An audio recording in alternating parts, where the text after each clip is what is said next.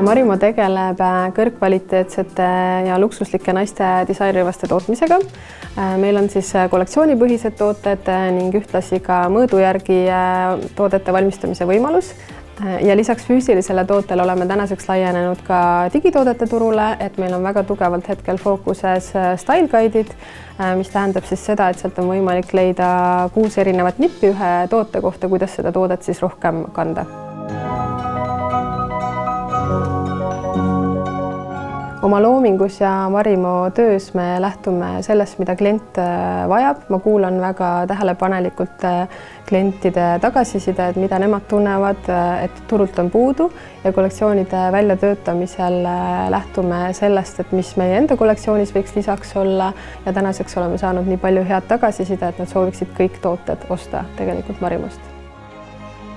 Marimo peamised välisturud on USA, Austraalia ja Euroopast Austria, aga tegelikult me siis oleme laienenud täiesti üle maailma, nii et meil on väliskliente 20 riigist üle maakera.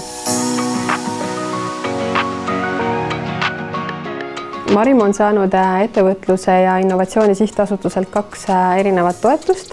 2019. aastal saime eksporditoetuse oma siis eksporditeekonna alustamiseks ja 2022. aastal arengutoetuse. Toetuse taotlemise protsessis mõlemi toetuse puhul siis enne projekti kirjutama asumist me võtsime ühendust EAS-iga, käisime EAS-i juures konsultatsioonis, et saada siis tagasiside enda esialgsetele mõtetele ja sealt edasi siis alustasimegi oma projekti kirjutamist.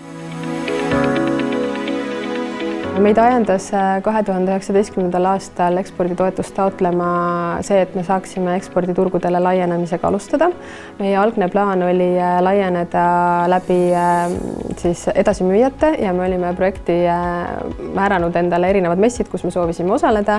Esimesel messil jõudsime ka ära käia ja siis tegelikult tuli koroona ja kõigil nendel messidel oli kriips peal. Ja sealt edasi siis me otsustasime panustada sellesse, mida me juba väga hästi tegime ja neid tegevusi võimendada, ehk siis võimendada enda online kanalite edasiarendamist.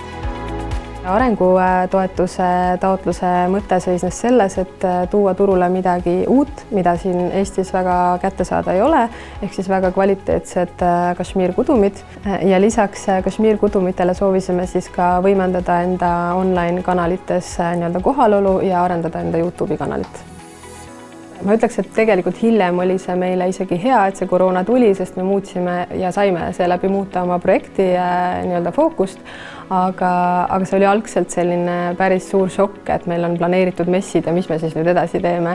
Aga lõpuks tegelikult kõik tuligi välja nii, nagu ta pidi ilmselt tulema, ehk et me saimegi seeläbi enda neid online kanaleid edasi arendada ja arengutoetuse taotluse raames kõige suurem õppetund oli kindlasti see, et kui sul on välispartner täiesti teises riigis, seal tekivad rahvuslikud eripärad, seal tekivad need probleemid, et sa ei saa kvaliteeti kontrollida, sest muidu meil on enda tootmine kohe siin enda samas majas, aga praegusel juhul kašmiirkudumite puhul see tootmine on tegelikult täiesti 1000 kilomeetrite kaugusel. Kõigepealt on vaja valmis olla sellega, et sul on siin Eestis kohapeal miski, mis juba töötab, miski, mis toob sulle püsivat käivet ja et sul on oma lojaalne klientuur juba olemas, sest siis ettevõte püsib siin paigal ja ekspordiga kaasnevad erinevad väljaminekud ei löö sind koheselt rivist välja. Teine valmisolek peab olema meeskonnal. Meeskond peab soovima ühtselt uut asja välja arendada ja selle asjaga kaasa tulla.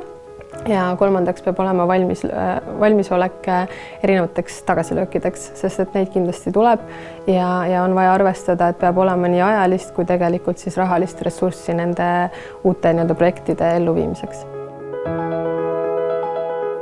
Meie suurimad õppetunnid, ma ütleks isegi mõlema toetuse või selle projekti raames, oli tegelikult see, et tee seda, mida sa oskad. Tee seda lihtsalt edasi, tee seda paremini.